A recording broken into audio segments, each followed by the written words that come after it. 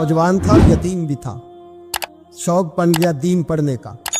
महल्लेदार इलाके वाले कहने लगे कहाँ से कमाएगा, ना बाप है, ना माँ है, ना घर है, कहाँ से। हजरत रूमी कहते हैं नौजवान ने जंगल में झोंपड़ी लगा ली। वहां वो सुबह मदरसे जाता, शाम को जंगल में रहता, वहां अल्लाह अल्लाह करता, सबक याद करता। एक दिन बादशाह की बेटी रास्ता भूल गई, जंगल में आई सहेलियों के साथ, बॉडीगार्ड भी साथ थे, पर रास्ता भूल गई। खोती खोती शाम हो गई, ऐसी खोई कि जब रात गहरी हो गई तो आके उस नौजवान के पास रुकी और चिल्लाने लगी। शेर के दौड़ने की आवाज आती है, भेड़िए के बोलने की आवाज आती है। नौजवान अकेला, सहेलियां बिछड़ गई, गार्ड बिछड़ गए। कहने लगी मैं परेशान हूँ, मुझे जगह मिल जाएगी। नौजवान कहता मैंने शहजादी देखी और मुझे भी पता था कि घर एक ही है और आग को अंदर से दरवाजा भी बंद करना पड़ता है, जंगल जानवर भी आ जाते हैं। कहते मेरी छोटी सी कुटिया में, झोंपड़ी में वो आई, रो के कहने लगी सहारा कोई नहीं, अगर मैं पीछे निकलूंगी तो भेड़िए खा जाएगा। कहते मैंने उसे जगह दे दी। अकेली औरत, चिराग जल रहा है, सबक याद कर रहा हूँ। मेरे नबी पाक ने फरमाया जहां मर्द औरत अकेले हो, तीसरा शैतान होता है। और शहजादी, वो बच्चा कहता है सबक याद करता रहा सारी रात। वो बच्ची को कहा सो जा, पर वो कहती है नींद मुझे भी कहाँ आई। ऐसे मौकों पर नींद, सारी रात सबक याद करता। थोड़ी थोड़ी देर के बाद चिराग जलता तो उस पर उंगली रखता, हाथ जलता तो पीछे खींचने, फिर दूसरी उंगली रखता, थोड़ी देर के बाद जलता तो खींचने, हाथ सारा जल गया। सुबह किरणें चमकी तो कहने लगा चल निकल जा, दौड़ जा, बस बड़ा सब्र का इम्तिहान हो गया, चली जा। शहजादी बाहर निकली, सिपाही ढूंढ रहे थे। बादशाह खुद जंगल में निकला हुआ था, मेरी बेटी मिल गई। बादशाह तन्हाई में जाके कहने लगा बेटा मैं दुनिया को बताऊंगा कि मेरी बेटी खोई नहीं थी, सिपाही साथ ही थे। ये बड़ा मुश्किल होता है, बेटी तो भूल के भी रात कहीं रह पड़े तो लोग जीने नहीं देते, तो बेटा मुश्किल हो जाएगा मेरे लिए। कहाँ थी? उसने कहा नेक नौजवान के पास। उसने कहा बेटा मैं तो तेरी बात मानूंगा पर दुनिया नहीं मानेगी। अगर उस नौजवान ने किसी को बता दिया कि तू उसके पास थी तो फिर लोग मेरा जीना मुहाल कर देंगे। बेटा मैं मर जाऊंगा, मेरी मजबूरी ये है कि वो कहीं राज ना उगल दे वो नौजवान, उसे कत्ल करना पड़ेगा। औरत ने मिन्नतें की, उस बेटी ने कहा मेरे मौसम को मारोगे, रोई। और वो कहने लगा मैं बादशाह हूँ, मेरा अपना विकार है, मैं उसको छोड़ नहीं सकता। गिरफ्तार कर लाए सिपाही। वक्त तय हो गया सजा का। अकेले कारकोठरी में रखा गया, जो उसके खास एतबार वाले थे उनकी ड्यूटी लगाई। बादशाह ने बुलाया, पहले बिलम आया। औरत कहने लगी, बेटी कहने लगी एक दफा तो बुलाओ ना, एक सवाल बस पर्दे में रह के पूछना है और फिर जो आपका जी चाहे, मेरे मौसम को मारना तो है, तो मर्जी आपकी। सामने खड़ा किया, नौजवान पर्दे के पीछे, औरत खड़ी हो गई। बादशाह बीच बैठ गया। बीबी कहने लगी सारी रात बेदार मैं भी रही, सोया तू भी नहीं। वो जो तू चिराग के करीब हाथ लगा के जलाता था वो समझ नहीं आई। नौजवान रो पड़ा, कहने लगा क्या करूं, मैंने रसूलुल्लाह का दीन पढ़ा है, क्या करूं, मैंने हुजूर का दीन पढ़ा है। मैंने पढ़ा है कि जानी को सबसे नीचे दोज़ख के सबसे निचले दर्जे में जलाया जाए, उसे जहन्नमियों का पीप और रेशा पिलाया जाए, कंद खिलाया जाए। ये रवायतें पड़ी हुई थी। थोड़ी थोड़ी देर के बाद शैतान मुझे कहता था बदकारी कर ले। मैं अपना हाथ उसी वक्त जब शैतान मशवरा देता तो मैं आग पे करता। मैं कहता अगर ये बर्दाश्त हो गई तो वो भी हो जाए। जब हाथ जलता तो मैं समझ जाता नहीं तुझसे तो ये नहीं बर्दाश्त होती तो वो कैसे होगी। फिर मुझे शैतान मशवरा देता कोई देख नहीं रहा, तू बुलाने नहीं गया, खुद आई, मैं दूसरी उंगली लगा देता। मैंने हाथ जलाया और मैं समझ गया जब छोटे से चिराग की इतनी सी शमा की आग नहीं बर्दाश्त होती तो दोज़ख कैसे बर्दाश्त होगी। कहते मैं बाज आया। बादशाह ने ये कहानी सुनी, लफ्ज सुने तो चीख मार के रोया। कहने लगा तालिब इल्म तू तो मेरे नबी का सच्चा गुलाम है और मेरे रसूल के जो सच्चे गुलाम होते हैं उन्हें फांसियां नहीं दी जाती, उन्हें तख्त पर बिठाया जाता है। अब तुझे सजा नहीं होगी बल्कि मैं अपनी बेटी का निकाह तेरे साथ करूंगा और मेरे बाद इस सल्तनत का बादशाह भी तू ही बनेगा। अब वो नौजवान वहां नारे लगा रहा है, कहता लोगों तुम मुझे कहते थे दीन से क्या मिलता है, दीन से तो अल्लाह तख्त ताज भी अता फरमा देता है। अगर नौजवान शर्मो हया वाले बन के रहे अल्लाह सारी इज्जतें दे देगा। देखे ना अल्लाह के फजल से इज्जत मिलती है और जब कोई इज्जतदारों जैसा काम ही ना करे। एक बात और अर्ज करनी है पर वक्त थोड़ा रह गया। जवानों मैं ना जब कभी परेशान होता हूँ ना तो मैं ये वाली बात खोल के पढ़ता हूँ वाला।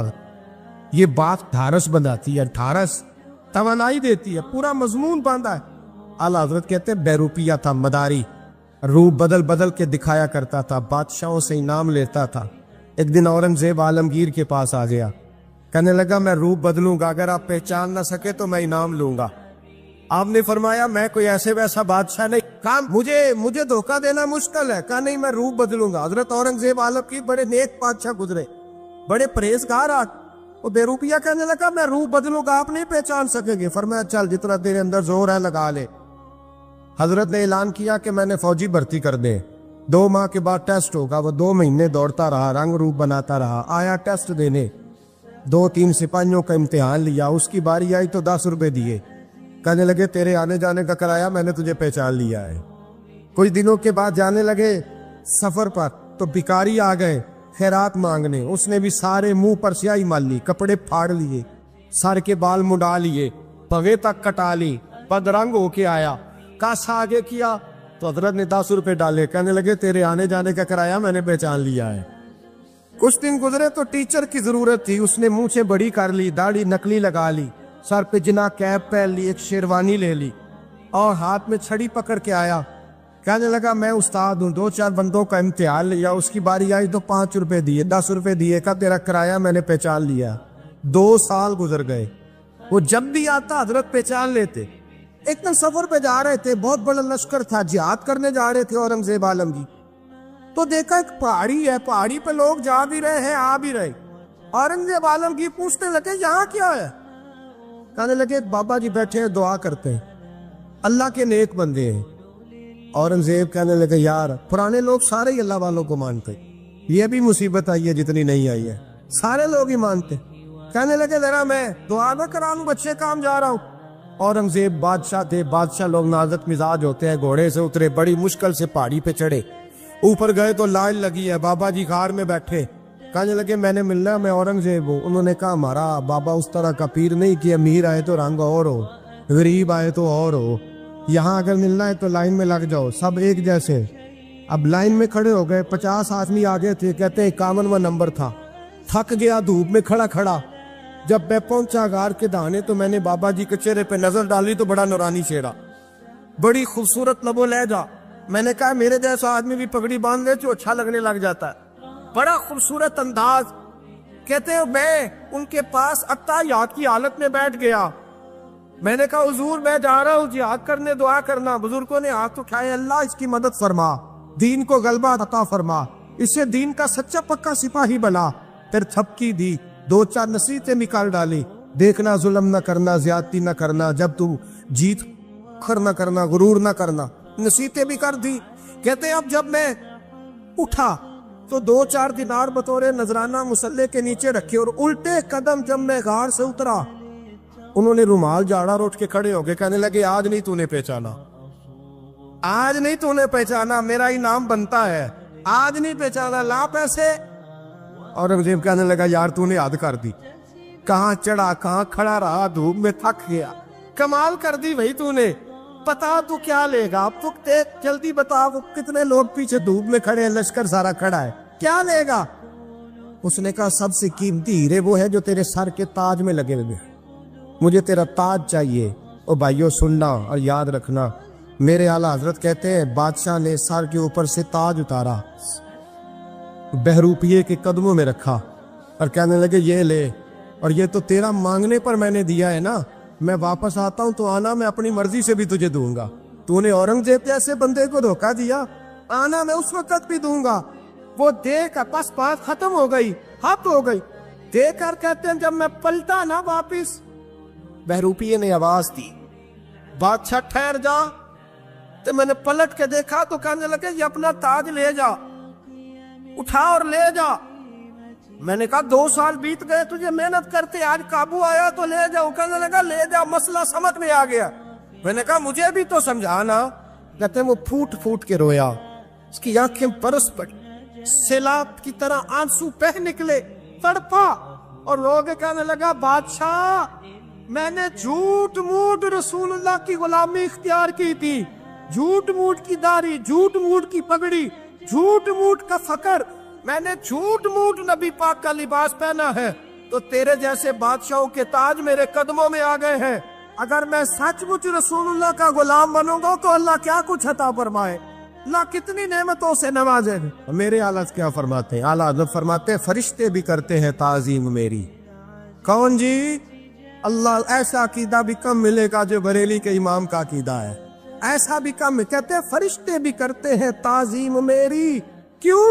فرمانے لگے فدا ہو کے ان پر یہ عزت ملی۔ بغداد کے ایک درویش عالم تھے، تو وہ جب بھی نماز پڑھاتے نا تو کسی تاجر کی 2 بیویوں کے بارے میں دعا مانگتے۔ توجہ ہے میری بات پر؟ نماز پڑھاتے تو کہتے اللہ اس تاجر کی 2 بیویوں کو اپنی خاص رحمتیں عطا فرما۔ ایک دن لوگ ان کے گرد اکٹھے ہو گئے، کہنے لگے بابا جی بتائیں تو صحیح وہ بیویاں کون تھی جن کے لیے آپ دعا مانگتے؟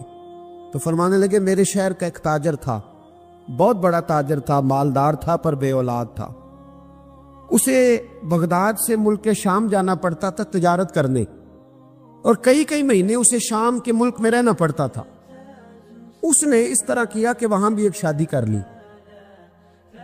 توجہ ہے نا میری بات پر؟ کیا کر لیا اس نے؟ دوسری شادی کرنا مرد کے لیے جائز ہے، تیسری کرنا بھی، چوتھی کرنا بھی بیک وقت، مگر اگر انصاف کر سکے تو۔ اگر چاروں میں ہم نہ آدھا مسئلہ سنتے ہیں اور آدھا ہی بیان کرتے ہیں، اگر انصاف نہ کر سکے پھر اس کے لیے 4 جائز، پھر وہ ایک ہی رکھے گا۔ تو عزیز دوست دوسرا نکاح کر لیا، شادی ہو گئی۔ اب وہ وہاں کچھ زیادہ وقت گزارنے لگا، مالدار آدمی تھا، بیوی کو مکان بھی لے کے دے دیا۔ اب وہ دیر سے آتا واپس، اور جب آتا بھی تو اس کے وہ والے انداز نہ ہوتے جو پہلے ہوا کرتے تھے۔ اب بیوی سے بڑا جاسوس بھی کوئی نہیں ہوتا، اس کو تو پہلے پتہ چل جاتا ہے کہ ماجرا کیا ہے، اسے بڑی خبر ہوتی ہے۔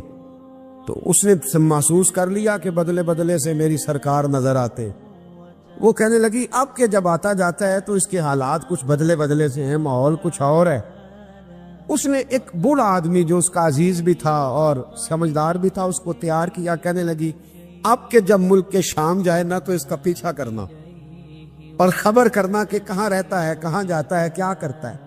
وہ بوڑھے بزرگ جو تھے وہ خاتون کے کہنے پر کچھ اس نے کرایہ بھی دیا، وہ اس تاجر کے پیچھے گئے اور واپس آ کے خبر دی، کہنے لگے کہ یہ تو 2-3 سال بیت گئے، اس نے وہاں بھی شادی کی ہوئی ہے، تجھے بتایا ہی نہیں۔ ابھی بھی بڑی سمجھدار تھی، حوصلہ مند، زیرک، اس نے شور نہیں مچایا۔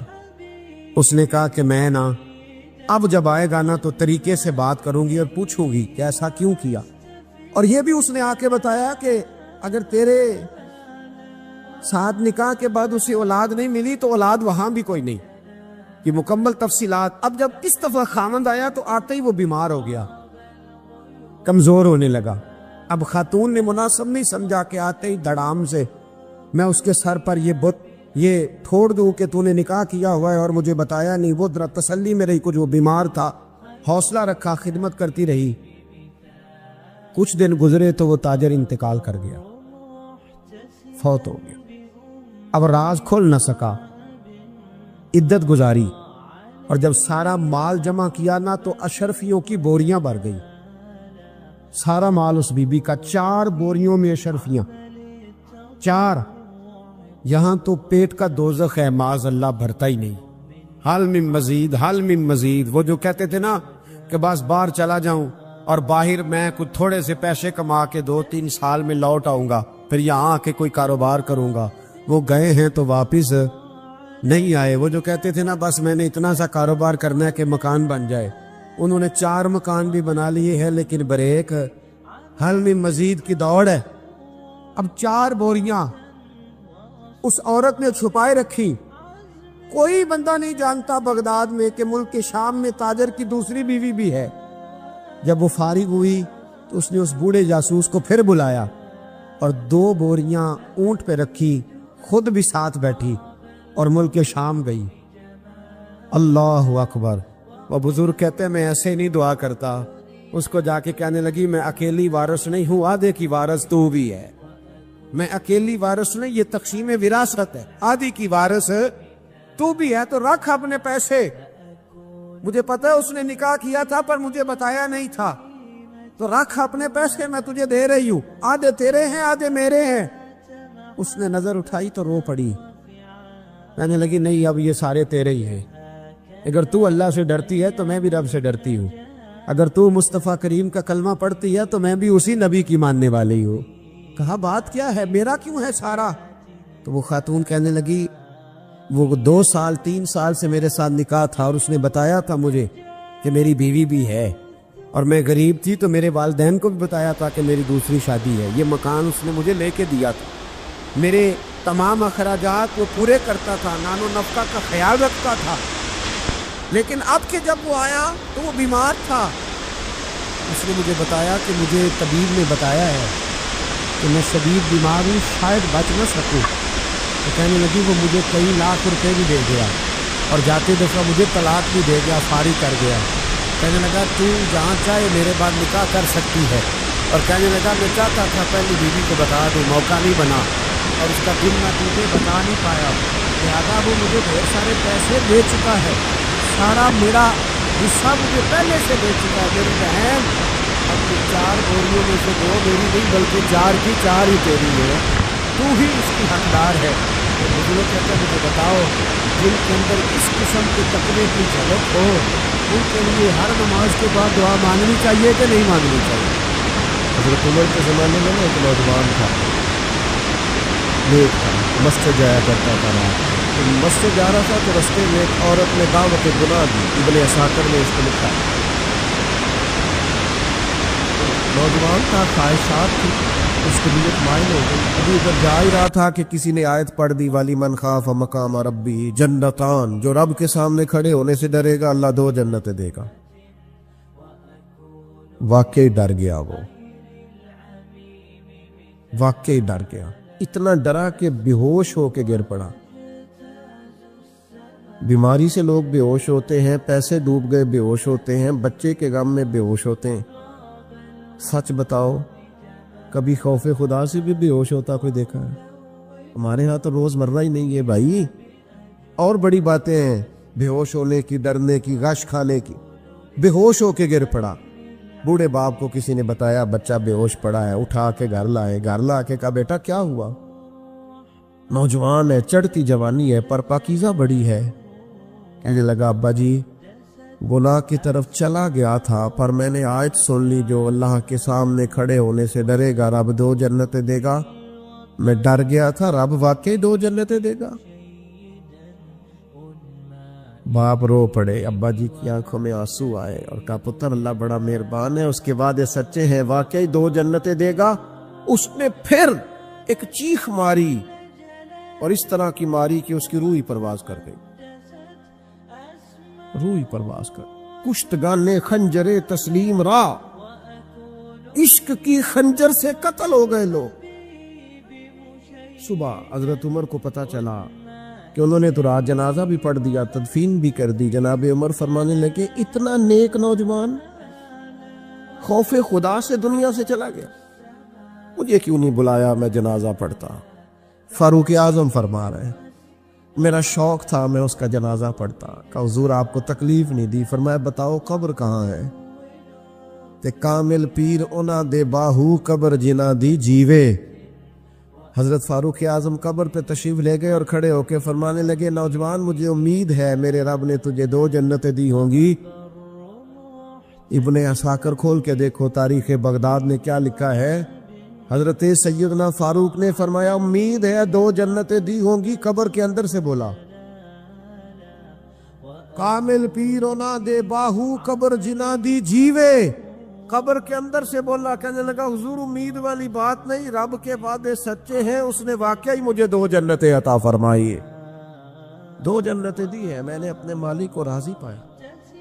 ہمارے صوفیاء تصوف میں ایک جملہ بولتے ہیں کہ تیرا تو فقر فقر بوزر ہے، یعنی جن کو صحیح درویش کہتے ہیں نا، صحیح درویش۔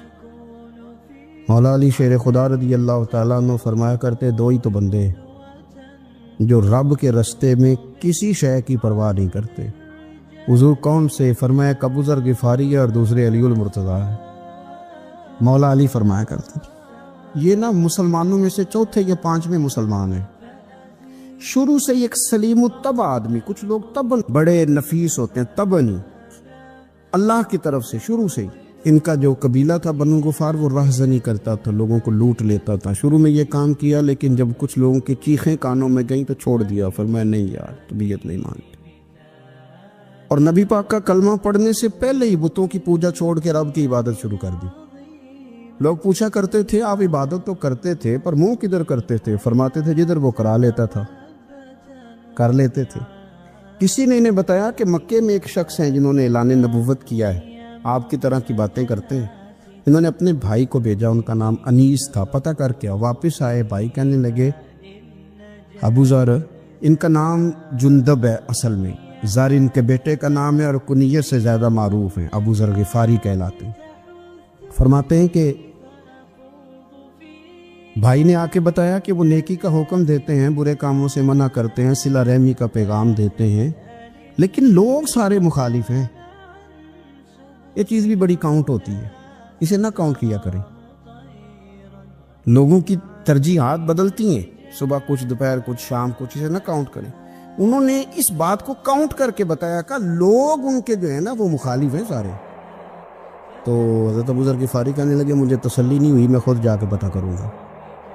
کہتے ہیں مکہ شریف آیا تو کسی ایسے آدمی سے پوچھ بیٹھا، میں تو کچھ اور سمجھا تھا، وہ کچھ اور نکلا۔ مکے والوں نے بڑا مارا۔ مکے پہنچ کے پہلی جو چیز ملی وہ مار کھانے کی تھی۔ اب میں ڈرتے کسی سے پوچھتا ہی نہ، بھوک بھی بڑی تھی، رہنے کو جگہ نہیں تھی، حرم شریف میں لیٹا رہتا تھا۔ میرے نصیب دیکھو، مجھے ایک شخص نے آ کے ہلایا، کہنے لگے اگر مناسب سمجھے تو میں آپ کو دیکھ رہا ہوں کافی دیر سے، آپ کوئی پردیسی ہیں، آپ کا اپنا مہمان نہ بنا لوں؟ تو میں نے کہا آپ کا کیا نام ہے؟ کہنے لگے میرا نام ہے علی ابن ابی طالب۔ کہتے ہیں مولا کائنات گھر لے گئے، کھانا بھی کھلایا، جگہ بھی دی، سونے کو خدمت بھی کی، لیکن چونکہ میں تو پہلے ایک سے پوچھ کے مار کھا بیٹھا تھا، میں نے پوچھا نہیں میں کدھر آیا ہوں۔ رات رہے، اگلی رات بھی رہے، لیکن میں نے بتایا نہیں میں کس کام آیا ہوں۔ حضرت ابو ذر غفاری رضی اللہ تعالیٰ عنہ کہتے ہیں خود ہی مولا علی نے پوچھا بتا سکتے ہو کیسے آئے ہو؟ میں نے کہا راز رکھ لو گے؟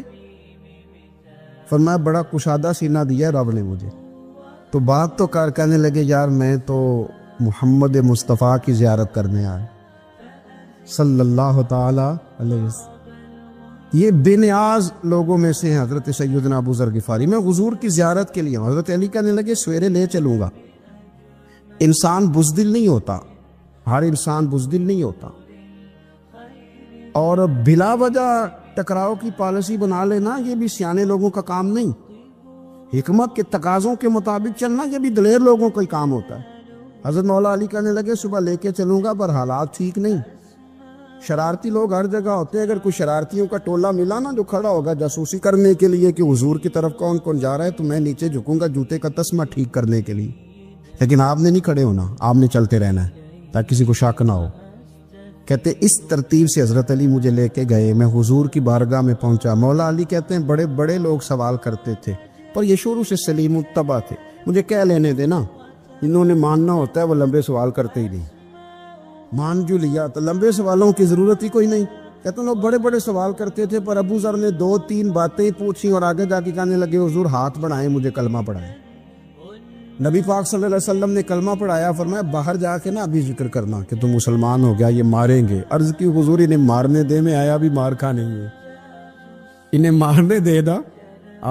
پڑا فلک کو کبھی دل جلوں سے کام نہیں، دار دل بھی نے کہا تھا پڑا فلک کو کبھی دل جلوں سے کام نہیں، اور جلا کے راکھ نہ کر دوں تو داغ نام نہیں۔